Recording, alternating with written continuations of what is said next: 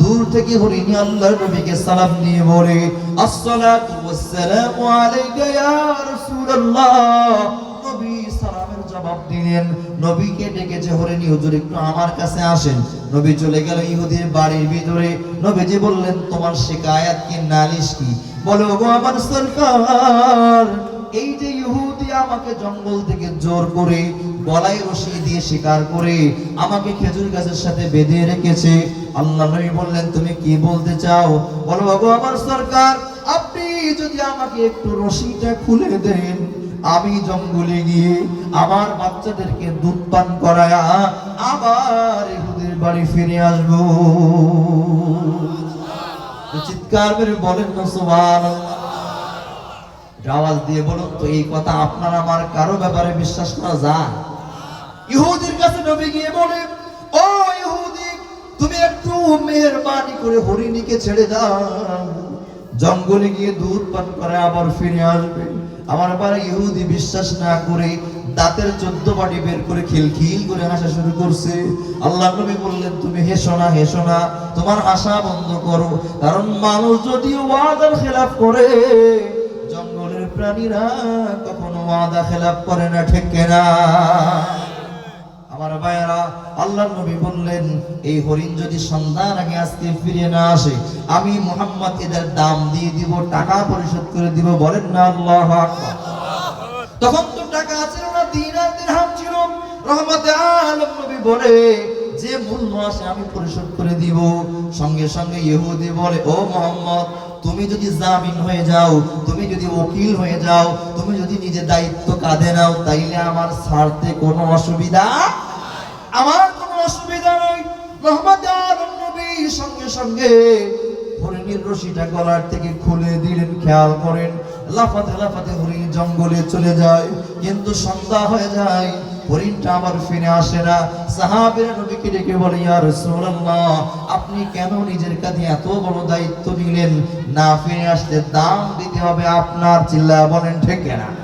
আল্লাহ নবী বললেন, অপেক্ষা করো। ইহুদি এসে হাসি আর বলে, মুহাম্মদ, তোমারে ভালোবাসি, তুমি অনেক ভালো দামি মানুষ, কিন্তু এই কথা মানা যায় না, জঙ্গলে যাওয়ার পরে প্রাণী আবার ফিরে আসবে। নবীজি বললেন, টেনশন করো না, আমার কাছে ওয়াদা করেছো, অবশ্যই আসবে। আল্লাহু আকবার। সন্ধ্যার আগে আগে সবাই তাকায় দেখে। আমার ভাইরা আমার দিকে তাকান, সন্ধ্যার আগে আগে সবাই তাকায় দেখে, দূর থেকে জঙ্গল থেকে এই হরিণীটা দৌড়াতে দৌড়াতে আমাদের নবীর পায়ের কাছে হাজির হয়ে যায়। আমার দিকে তাকান, কিতাবে আসছে, এই হরিণটা এসে মাথাটা নিচু করে হাবিবে কিবরিয়ার পায়ে চুমু খায়, আর কি যেন ঠোঁট নাড়া নাড়া বলে। আল্লাহ নবীকে সাহাবীরা জিজ্ঞাসা করে, ইয়া রাসূলুল্লাহ, হরিণটা আপনারে কি কয়? হরিণটা আপনারে কি কয়? আমার ভাইয়েরা, হাবিবে কিবরিয়া বলে, ইয়া রাসূলুল্লাহ, হাবিবে কিবরিয়া বলে, ওগো আমার সাহাবীরা, ভালো করে শোনো, এই হরিণটা জঙ্গলে যাওয়ার পরে বাচ্চাদেরকে দুধ পান করায়া যখন ফিরে আসবে, ওর বাচ্চারা ওরে আসতে দিবে না, আর বলে, ও মা, তুমি যদি ফিরে যাও, তাইলে আমাদেরকে দুধ পান করাবে কে? কথা বলেন ঠিক না? ও মা, তুমি যদি ফিরে যাও, তাদেরকে তাহলে আমাদেরকে লালন পালন করবে কে? ও মা, তোমার ফিরে যাওয়ার কোনো দরকার নাই। নবীর পায়ে চুমা খায়, নবীর কাছে ক্ষমা চায় আর বলে, ও আমার সরকার, আমার সন্তানরা আমারে আসতে দিবে না, কিন্তু যখন আমি আমার সন্তানদের সামনে আপনার নাম বলে বলেছি, ও আমার সন্তানেরা, আমার যে তোমরা যদি না ছাড়ো, তাইলে মুহাম্মদুর রাসূলুল্লাহ মিথ্যাবাদী হয়ে যাবে। মুহাম্মদকে মিথ্যাবাদী বানানো যাবে না। কথা বলেন ঠিক কিনা? আমার সন্তানরা আপনার কথা বলার সঙ্গে সঙ্গে আমাকে ছেড়ে দিয়েছে, আর কোনো বাধা দেয় নাই। এই যে সন্তানদেরকে বোঝাতে বোঝাতে একটু দেরি হয়ে গেছে, আমারে আপনি মাফ করে দেন। জোরে বলেন সুবহানাল্লাহ।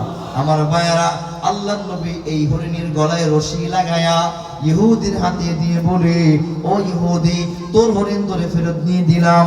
আমার ভাইয়েরা, ইহুদি আশ্চর্য হয়ে বলে, একটা হরিণ যেহেতু মুহাম্মাদের কথায় আবার ফিরে আসছে, তাইলে বোঝা যায় মুহাম্মদ সত্য নবী।